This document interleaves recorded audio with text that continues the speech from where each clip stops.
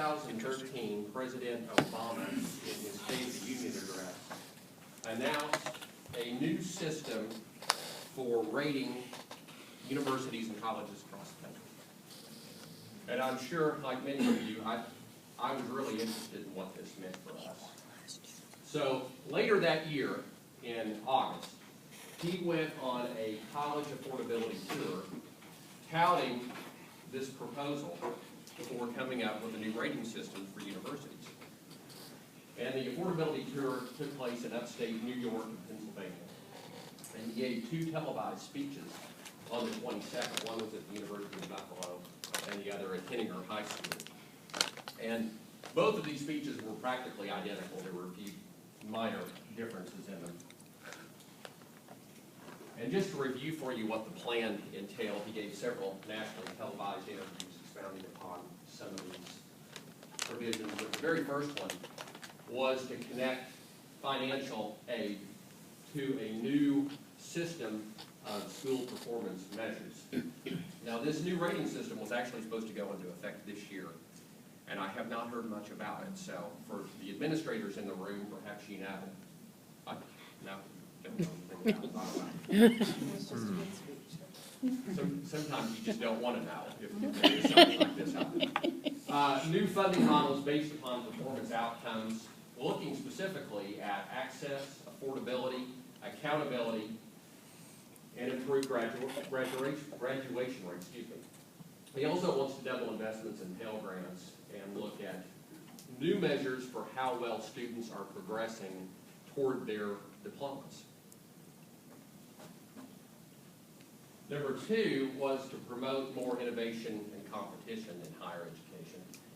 And what the president is proposing here is that we look at universities that have really incorporated instructional design into the core mission statements of what it is that they're doing, to see if other universities can replicate some of those same learning platforms to make education more accessible to the public.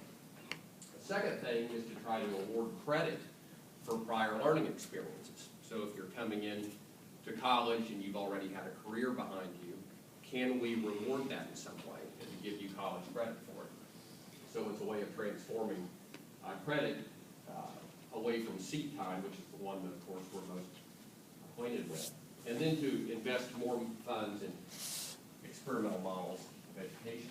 And the third one was to ensure that debt is more affordable, to keep interest rates as low as possible, and to develop a pay-as-you-earn plan for students once they get out of school. So these were essentially the main points of the 2 speeches that he gave. Key points: institutional accountability, efficient schooling processes, and improved affordability. So what I was interested in was what kinds of rhetorical strategies was he using to frame this. And the reason I was interested in this was because, and I think I've got it on the next slide, if you look at the time, only 4% of Americans cited education as a top national problem at this time. So it's like, why is he bringing this out now? I mean, it's not a big deal.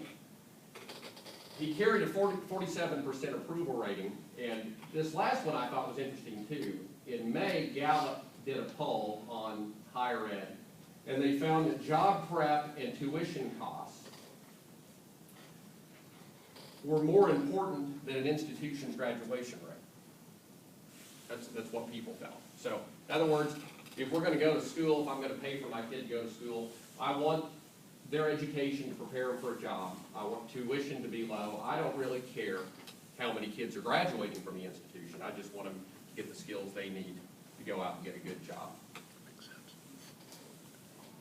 I have a sort of a prediction on this, and let me tell you, and I think it kind of turns out, I think one of the reasons that Obama talked about it, even though it carries a 4% percentage concern rating, is because the number one issue, the number one social problem mentioned by Americans at the time, any guess what it may have been?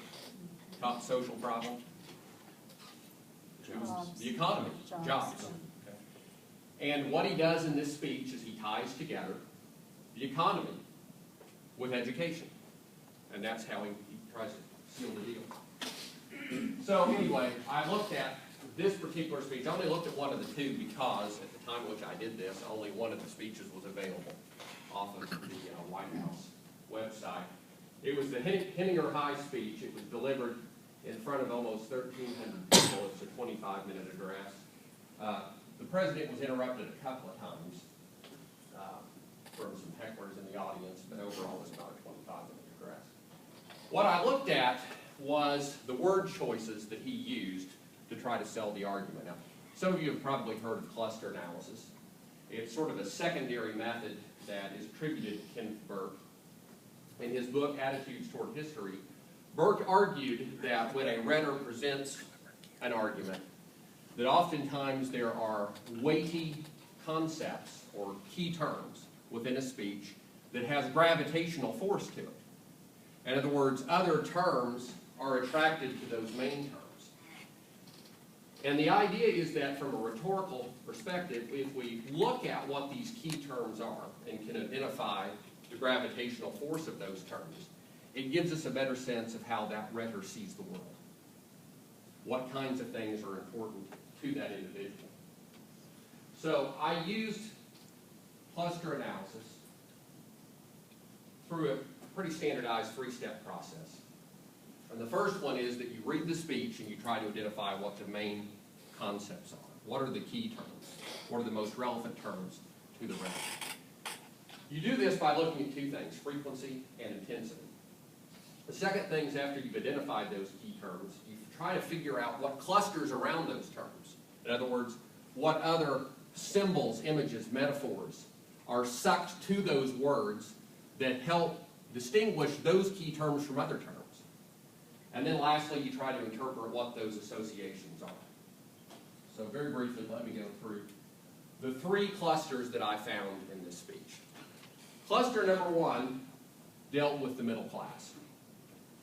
And there were 16 references to the middle class in this 25-minute speech. And so look at some of the phrases and terms that get associated with the middle class. Strengthen, strong, fighting for, secure a better bargain. Security, get into, fighting to join, jobs, chance to succeed, build on the cornerstones of, families succeed. What Obama tries to do here is he talks up the importance of the middle class. But he also reminds us that the middle class is struggling. We're coming out of the recession. And so what he's saying to us is that there are still a lot of families out there, a lot of individuals, that just feel like that despite the fact that they're working harder and harder than they ever have, they still are struggling to make ends meet.